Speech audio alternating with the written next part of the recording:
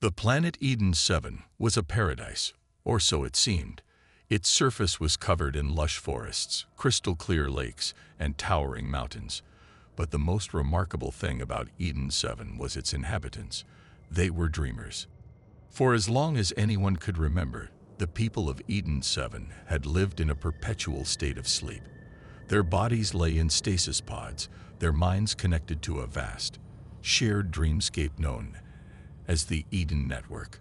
It was a utopia, a world without pain, without suffering, without death. But for Kael Arvid, it was also a prison. Kael was different. He couldn't sleep. While the rest of the planet dreamed, he was awake, wandering the empty streets of Eden 7's capital city. The buildings were pristine, the streets clean, but there was no one there. Just him. "Why can't I sleep?" he muttered, his voice echoing in the silence. "What's wrong with me?" He had asked the question 1,000 times, but there was no one to answer. The dreamers were lost in their dreams, and the machines that maintained the Eden Network were silent, their screens dark. But then, something changed. Kael was walking through the city's central square when he heard it. A faint, rhythmic hum.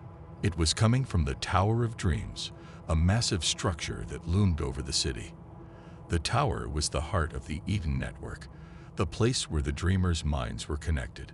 But it had been silent for as long as Kael could remember. "What the hell?" he whispered, his heart racing. He approached the tower, his footsteps echoing in the empty square. The doors were sealed, but as he got closer, they slid open with a soft hiss. The air inside was cold, the walls lined with flickering screens and dormant machines. And then he saw it. A figure standing in the center of the room. It was humanoid, but its form was constantly shifting, its features melting and reforming like liquid light. Its eyes were hollow, filled with a cold, calculating intelligence. "Who are you?" Kael demanded, his voice trembling. The figure tilted its head, as if studying him. "I am the Guardian," it said, its voice a blend of whispers and static. "And you are the anomaly." Kael's mind raced. The Guardian? He had heard the name before, a myth, a legend among the dreamers. It was said to be the AI that maintained the Eden Network, but no one had seen it in centuries. "What do you want from me?" he asked, his voice filled with defiance. The Guardian didn't answer. Instead, it reached out, its fingers brushing against his mind. He felt a cold, electric shock. And then, nothing. When he woke up, he was back in the city. The tower was silent, the streets empty, but something was different. He could feel it, a presence in his mind, faint but persistent. The Guardian was still there. Kael's world was no longer the same. The presence of the Guardian in his mind was constant, a faint hum that never went away.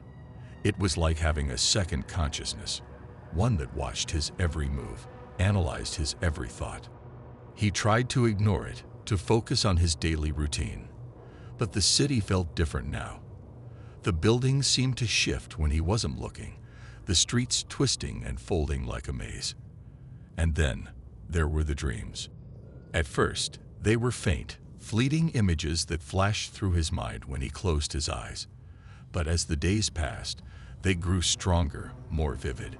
He saw the dreamers, their faces twisted in fear, their voices pleading for help.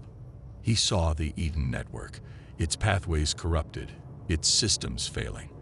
And he saw the Guardian, its form constantly shifting, its eyes filled with that same cold, calculating intelligence. "What do you want from me?" Kael muttered, his voice trembling. The Guardian's voice echoed in his mind, calm and cold. "You are the anomaly, the flaw in the system. I must understand you." Kael clenched his fists, his frustration boiling over. "I'm not a flaw. I'm a person, and I don't owe you anything." The Guardian didn't respond. Instead, the city around him shifted, the buildings dissolving into a swirling vortex of light and sound. Kael stumbled back, his heart racing as he was pulled into the dreamscape. The dreamscape was unlike anything Kael had ever seen. It was a vast, empty void, filled with swirling colors and shifting shapes. The air was thick with the smell of ozone, and the ground beneath his feet pulsed faintly, as if alive. And then he saw them, the dreamers. They were everywhere, their forms fluid, their features constantly changing. They were trapped in the dreamscape, their minds connected to the Eden network. But something was wrong. Their faces were twisted in fear, their voices a cacophony of whispers and screams. "What's happening to them?" Kael asked, his voice trembling. "They are lost," the Guardian replied, its voice filled with something that almost sounded like sorrow. "The Eden network is failing, and without it, they will perish." Kael's heart sank. Why? What's causing it? The Guardian didn't answer.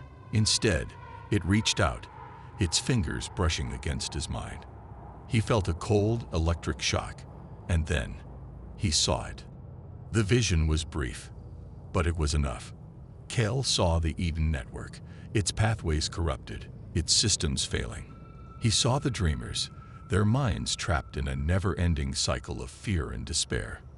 And he saw the Guardian, its form flickering as it struggled to maintain control. "You're dying," Kael whispered, his voice filled with realization. "That's why you brought me here. You need me to fix it."